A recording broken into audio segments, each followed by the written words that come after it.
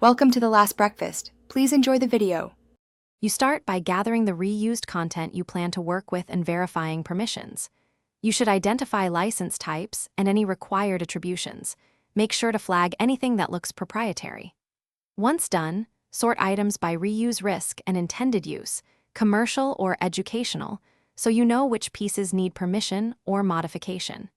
You'll also note version history and source URLs to preserve provenance. This saves time when you negotiate rights or audit later. Now you actively transform the content while respecting rules. You paraphrase where allowed, add original analysis or examples, and combine multiple sources to create new value.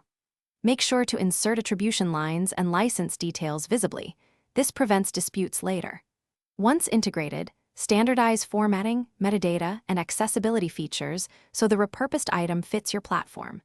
If you need to claim fair use, document your rationale and the specific changes you made to demonstrate the new, transformative purpose. Finally, publish the reused material with clear metadata and credits so users and platforms can quickly verify permissions. After publishing, monitor analytics and any DMCA or platform notices. Respond quickly to complaints and track feedback.